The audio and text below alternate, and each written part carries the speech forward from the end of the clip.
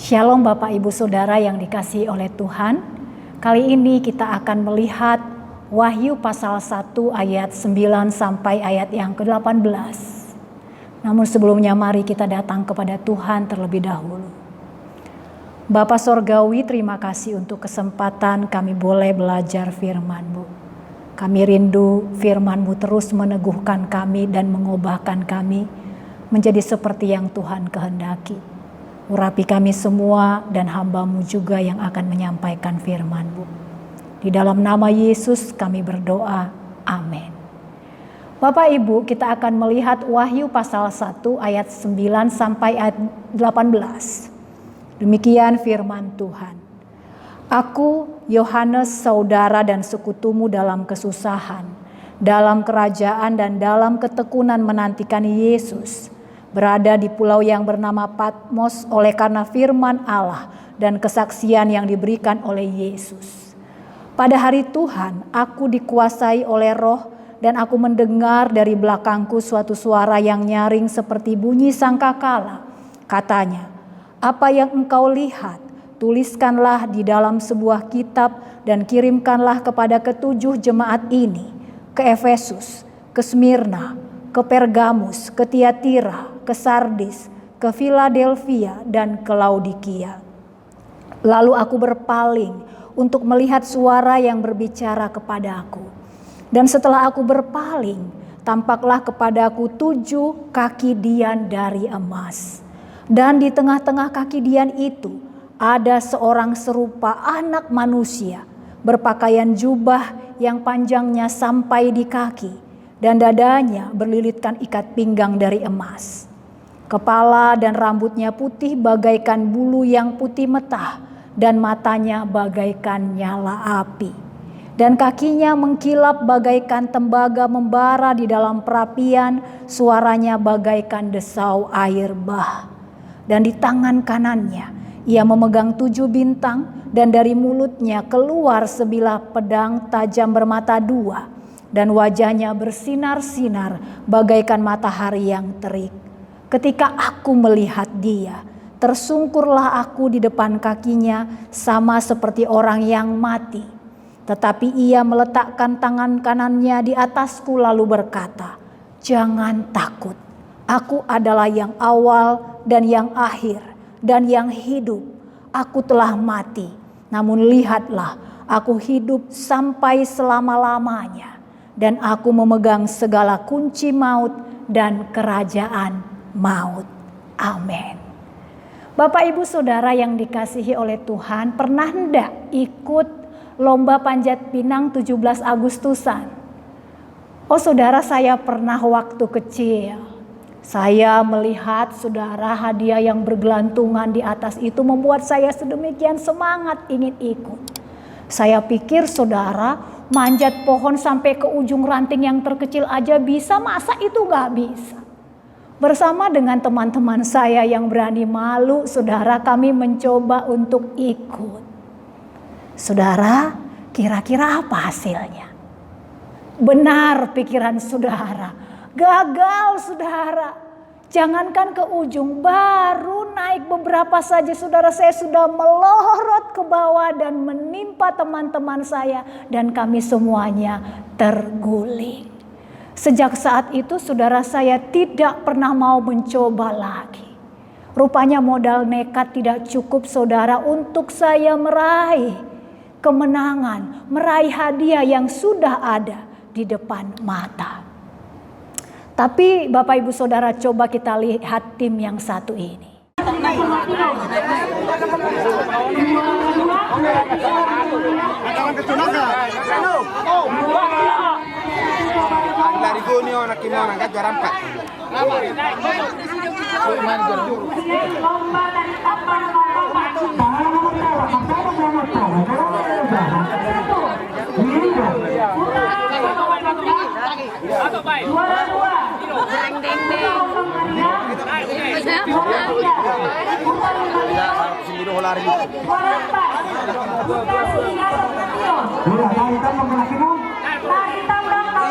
Iya.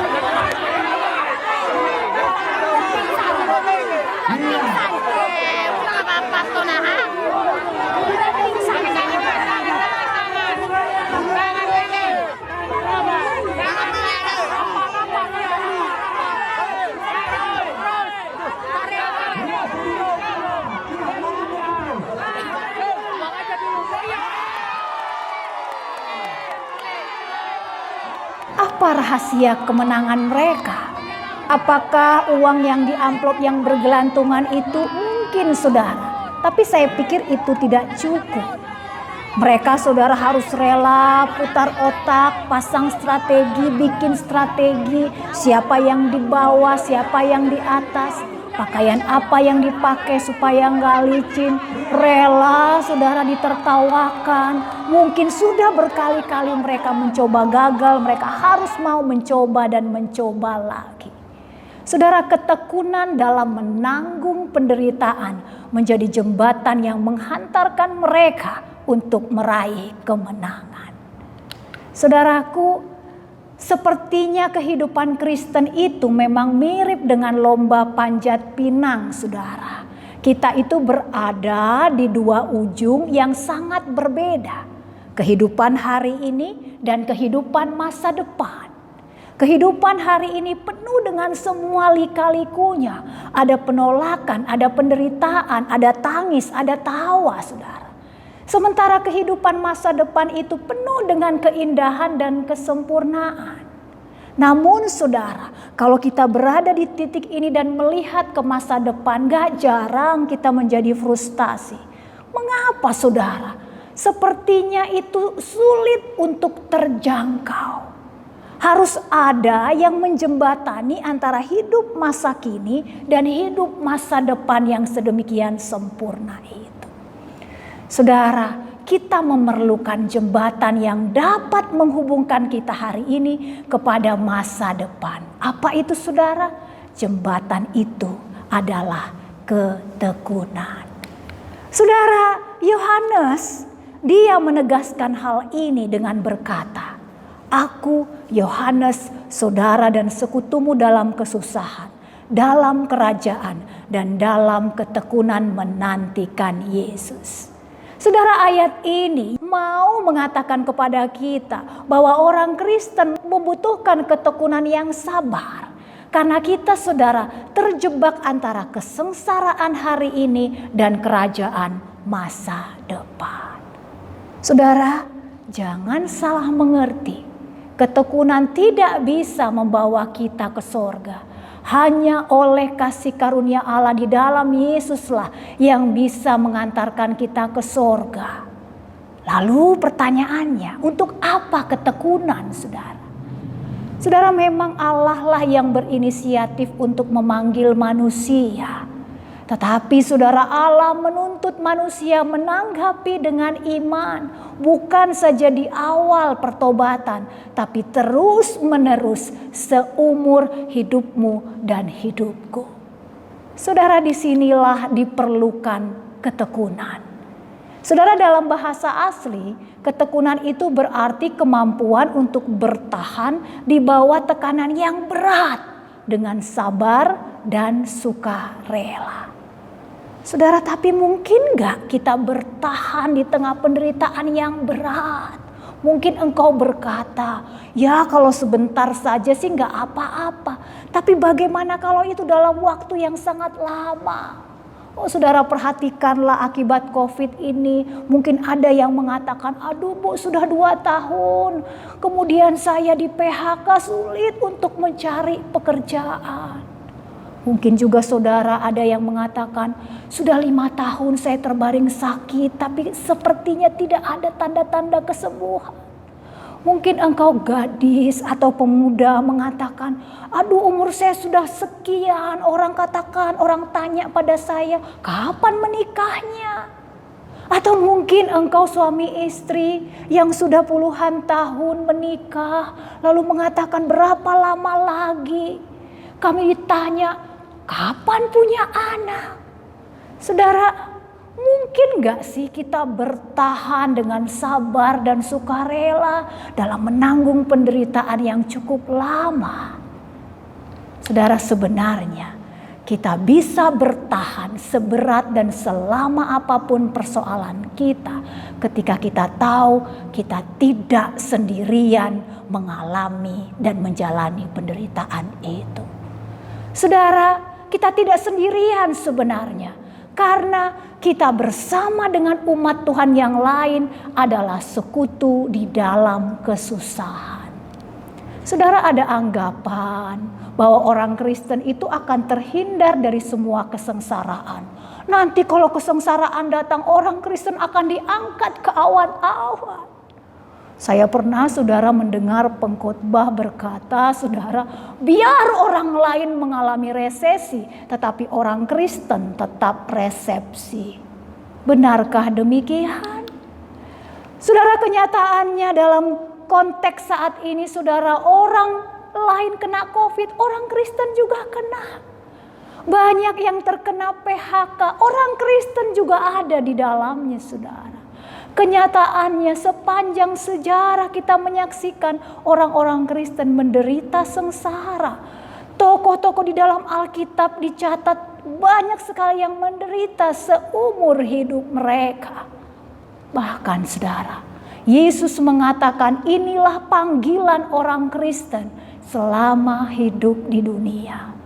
Dia berkata, saudara, di dalam dunia kamu menderita penganiayaan, tapi kuatkanlah hatimu, aku telah mengalahkan dunia. Saudara, mungkin sampai di sini engkau berkata, aduh kenapa aku jadi orang Kristen ya? Udah kalau gini aku gak jadi orang Kristen aja. Sebelum engkau memutuskan untuk mundur, dengarkan ini saudara, bahwa engkau dan saya tidak sendirian di dalam kesengsaraan dunia ini. Inilah yang dikatakan oleh Yohanes, aku Yohanes, saudara dan sekutumu dalam kesusahan. Saudara, penguasa pada masa itu yaitu Kaisar Domitianus sangat anti kepada orang-orang Kristen. Waktu itu banyak gereja dihancurkan. Banyak saudara orang Kristen dikejar, ditangkap, dianiaya, dibakar. Tak terkecuali Yohanes. Sekalipun dia rasul yang sangat terhormat. Pemimpin gereja yang sangat disegani, saudara, dia pun ikut di dalam aniaya. Dia dibuang ke pulau terpencil, dipaksa bekerja keras di sana, kelaparan, kedinginan. Bahkan nantinya dia mati mengenaskan di sana, saudara. Dia mati di dalam derita. Saudara, saya pikir rasanya sama seperti kita. Pasti Yohanes merasa terguncang saat mengalami kesesakan itu. Tapi dari mana kekuatan sehingga ia tetap bertahan di masa-masa sukar itu? Saudara, karena Yohanes tahu saudara-saudara Kristen yang lain pun ikut menderita sama seperti dia. Saudara, frasa saudara dan sekutumu dalam kesusahan ini mau menunjukkan bahwa Yohanes sadar ia bersama dengan orang Kristen lainnya dipersatukan bukan hanya untuk menerima berkat di dalam nama Yesus, tapi dia juga sadar dipersatukan bersama dengan orang Kristen lainnya mengalami penderitaan karena nama Yesus. Saudara, jangan pernah engkau menganggap cuma engkau satu-satunya orang yang paling menderita di dunia ini. Tidak, saudara. Kenyataannya ada banyak orang lain yang mungkin lebih menderita dari engkau dan saya. Banyak perkataan sebenarnya yang bisa dikatakan Yohanes kepada gereja yang menderita waktu itu. Tapi dia mulai mengatakan, saudaraku, engkau tidak sendirian, aku pun mengalaminya. Oh saudara, betapa menguatkan ketika kita tahu bahwa kita tidak sendiri mengalami kesulitan di dalam hidup ini. Saudara, waktu saya SMA saya memilih jurusan fisika. Bukan karena saya pintar saudara, tapi terselip keinginan untuk dianggap keren pada waktu itu saudara. Sebenarnya agak memaksakan diri. Benar saja saudara, pada waktu awal masuk saya sudah stres. Kenapa saudara? Karena teman-teman saya itu cerdas. Saya saudara seperti kura-kura yang lambat di tengah-tengah kancil yang lincah dan cerdik. Hampir saja saya mundur saudara. Tapi lama-kelamaan saya sangat menikmati suasana kelas. Apakah saya berubah menjadi pintar? Enggak juga saudara. Teman-teman saya itu adalah teman-teman yang asik dan mereka enggak suka serius-serius banget saudara. Seringkali mereka mengecoh guru agar mereka enggak masuk ngajar. Banyak cara yang dicari saudara. Pernah saudara kami sekelas itu bolos. Kami nonton bola di stadion depan sekolahan kami saudara. Pernah juga saudara kami mengunci kelas dari dalam waktu guru bahasa Indonesia kami ingin mengajar. Hasilnya kami berkali-kali diserap oleh guru saudara. Sampai suatu kali kami dikumpulkan di ruangan guru saudara karena mereka sudah kapok melihat kami. Aduh mereka minta ampun, ini anak-anak kok gak kapok-kapoknya. Waktu kami dikumpulkan saudara, satu persatu guru itu menumpahkan kejengkelannya. Ada yang mengatai, ada yang mengutuk saudara. Semuanya kami tertunduk. Menyesal? Tidak saudara. Kami tertunduk sambil kami saudara melirik sambil menahan senyum. Lirikan kebahagiaan karena kami menderita bareng-bareng. Saudara, kalau penderitaan yang diakibatkan oleh dosa saja bisa menyatukan orang untuk merasa sepenanggungan, apalagi penderitaan oleh karena kebenaran. Penderitaan kita saudara bukanlah karena kita ini musuh Allah. Engkau dan saya adalah anak-anak yang dikasihinya. Penderitaan Kristen saudara tidak pernah dirancang, tidak pernah dijanjikan oleh Allah untuk menjatuhkan dan menghancurkan kita. Tapi untuk kebaikanmu dan kebaikanku dan untuk kemuliaannya. Saudara, memang kesusahan kita mungkin berbeda-beda, lama dan beratnya. Tapi ingatlah, engkau dan saya tidak sendirian. Kita sepenanggungan bersama dengan umat Tuhan yang lainnya. Saudara, sebenarnya kita bisa bertahan dengan sabar dan sukarela seberat apapun persoalan.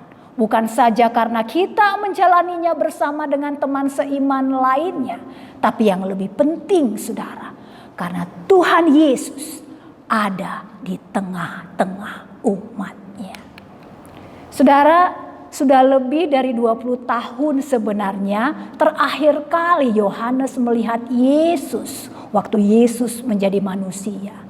Tapi sejak itu kesusahan seolah tidak pernah beranjak dari kehidupan Yohanes.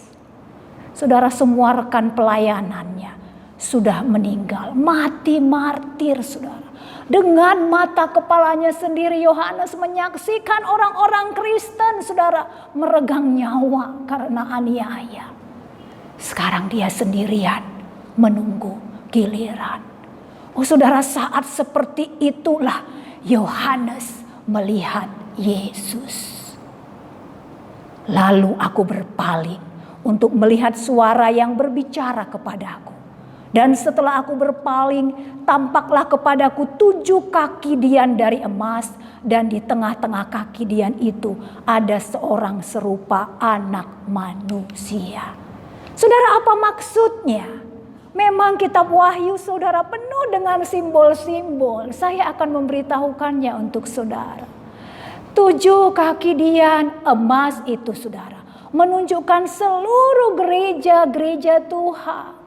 Jadi pada saat itu Yohanes, pada saat penderitaannya, Yohanes melihat Yesus ada di tengah-tengah gerejanya. Yohanes melihat Yesus bersama dengan umatnya menghadapi semua masalah dan pencobaan. Oh saudara, betapa penglihatan yang sangat menghiburkan dan menguatkan hatinya. Bahkan saudara, di tengah-tengah gereja yang tak berdaya, Tuhan Yesus hadir menunjukkan segala kuasa, kehormatan, keagungannya saudara. Dan kepada gereja yang terancam itu, Yesus berkata, jangan takut. Aku adalah yang awal dan yang akhir dan yang hidup. Aku telah mati, namun lihatlah aku hidup sampai selama-lamanya. Dan aku memegang segala kunci maut dan kerajaan maut. Oh, ayat ini mau mengatakan bahwa Yesuslah yang memegang sejarah perjalanan dunia ini. Yesus yang memulai saudara. Dan dia yang akan mengakhirinya. Bukan kaisar, bukan penguasa. Saudara, Yesus ditunjukkan sudah mengalahkan maut. Sebab itu bagi orang Kristen, kematian bukan lagi sesuatu yang menakutkan. Karena gelapnya kuburan sudah terhalau oleh cahaya keabadian. Bahkan Yesus mau mengatakan di dalam tangannya kunci maut dan kerajaan maut. Artinya saudara, tanpa seizin Tuhan Yesus, tidak ada seorang pun yang bisa mengambil nyawamu dan nyawaku. Tidak sakit penyakit, tidak penguasa, teroris, inspektur jenderal polisi. Tidak ada saudara. Nyawa kita ada di dalam genggaman Tuhan Yesus. Saudara, memang penderitaan adalah sesuatu yang pasti. Mari kita lihat saudara sekarang. COVID terus bermutasi, semakin tidak bisa diprediksi, semakin mengkhawatirkan saudara. Mari kita lihat menjadi orang Kristen di negeri yang tercinta ini penuh dengan tantangan. Aniaya fisik saudara bukanlah isapan jempol. Kita mendengar ada penutupan gereja, ada pembakaran, penganiayaan, semuanya itu sungguh nyata ada. Tapi dengar ini baik-baik. Walaupun penderitaan, kesulitan, tragedi memang tidak akan pernah berakhir selama kita hidup. Tapi kalau kita tahu siapa yang bersama kita menjalani hari-hari yang sulit, pasti sangat menghiburkan. Saudara, yang Barry adalah seorang pengusaha produk makanan yang sangat sukses. Tapi ia juga seorang filantropis saudara yang berkomitmen untuk membantu mensuplai makanan bergizi ke negara-negara yang sedang krisis. Saudara, suatu kali di tahun 1996 bersama dengan timnya dan sahabat karibnya, ia mengunjungi Indonesia untuk tujuan kemanusiaan, saudara. Bersama dengan timnya dan sahabatnya itu, dia menginap di Hotel Hilton Jakarta.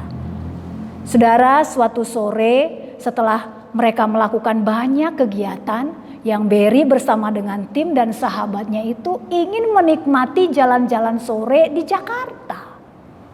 Tapi kemudian yang Barry bilang begini sama timnya, guys, kayaknya banyak wartawan yang ngejar-ngejar kita, gak enak.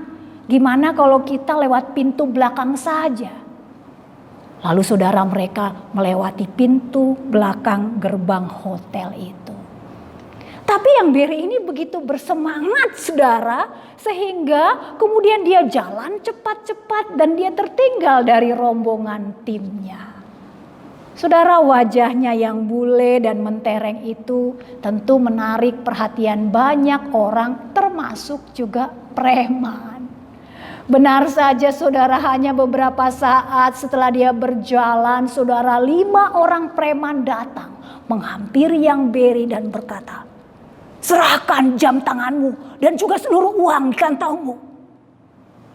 Tidak hanya itu saudara, para preman itu mulai memukulinya, menendangnya saudara, menyiksanya. Wow, yang Barry terjatuh. Lalu dia mulai merogoh kantongnya saudara. Tapi kemudian dia ingat, dia ingin minta tolong dan dia berkata, help, help, tolong, tolong.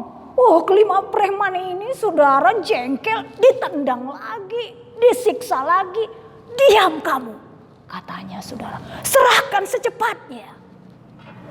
Lalu saudara dia masih berteriak, help, help. Saudara, salah seorang dari temannya itu tahu bahwa itu suara yang Barry. Dia bersegera saudara berlari ke tempat itu saudara. Sampai di sana dia berkata, hey stop, he is my friend. Lalu dia memandang kelima preman itu. Saudara, begitu kelima preman itu melihat orang itu, mereka melotot dan mereka terkejut saudara. Dan mereka lari pontang-panting, kocar-kacir, kabur satu dengan yang lain. Saudara, siapa sahabat yang Barry itu? Rupanya sahabat yang Barry itu adalah Muhammad Ali. Sang juara dunia petinju kelas berat saudara. Lalu Muhammad Ali mengatakan kepada yang Barry, bro, are you okay? Kamu gak apa-apa, gak apa-apa. Terima kasih bro, thank you bro. Dan kemudian saudara, mereka melanjutkan wisata sore itu dengan santai. Saudara, preman Jakarta tidak lagi menjadi ancaman kalau engkau dan saya dan yang Barry juga berjalan bersama sang petinju dunia. Saudaraku, sekalipun dunia tidak memberikan rasa aman bagimu dan bagiku, sekalipun engkau tidak mengerti apa yang terjadi saat ini, ingatlah Yesus. Dialah Raja di atas segala raja, Tuhan di atas segala Tuhan. Dan dia ada di tengah-tengah persoalan hidupmu. Tuhan Yesuslah yang membelamu, menjagamu. Engkau aman di dalam genggamannya, saudara. Benarlah firman yang mengatakan, sebab itu kita tidak akan takut. Sekalipun bumi berubah, gunung-gunung goncang di dalam laut. Meskipun bangsa-bangsa ribut, kerajaan-kerajaan goncang, Tuhan semesta alam menyertai kita. Saudara, mungkin persoalanmu besar, tapi ingatlah Yesus lebih besar daripada persoalanmu. Saudara, mungkin masa depan memang nampak semakin tidak pasti, tapi Yesuslah yang memegang sejarah perjalanan hidupmu. Saudara, dialah Yesus yang berangkat bersamamu untuk bekerja besok. Dialah Yesus yang ada di sampingmu saat engkau menyetir mobilmu. Dialah Yesus yang duduk di samping bersamamu ketika engkau ada di sekolah. Dialah Yesus yang mengawasi engkau saat tidur. Dia hadir dalam tawamu, tetapi dia juga mengerti tetesan air matamu. Saudaraku, Yesus ada di tengah-tengah hidupmu. Saudara, sebab itu datanglah kepada Tuhan Yesus. Rasakan hikmat, kuasa dan kemuliaannya mengiringi perjalanan hidupmu dari sehari ke sehari. Saudara, sebab itu datanglah kepada Tuhan Yesus. Dan engkau akan melihat Yesus akan merangkai setiap potongan cerita hidupmu menjadi kisah yang sempurna tentang seluruh rencana Allah yang terindah di dalam hidupmu. Datanglah kepada Tuhan Yesus. Amin. Mari kita berdoa. Terima kasih Tuhan Yesus. Engkau Immanuel, ada bersama dengan kami. Bukan hanya itu, Engkau ada di tengah-tengah persoalan-persoalan kami. Dan bukan hanya itu, Engkaulah yang menolong kami dan memegang kehidupan kami. Tuhan, kami serahkan hidup kami terus-menerus di dalam tangan pimpinan kuasa-Mu. Bimbing kami Tuhan untuk mengiring langkah-Mu dengan penuh ketekunan dari sehari ke sehari sampai Tuhan memanggil kami pulang ke hadirat-Mu yang Maha Kudus. Terpujilah nama-Mu, di dalam nama Yesus kami berdoa. Amin.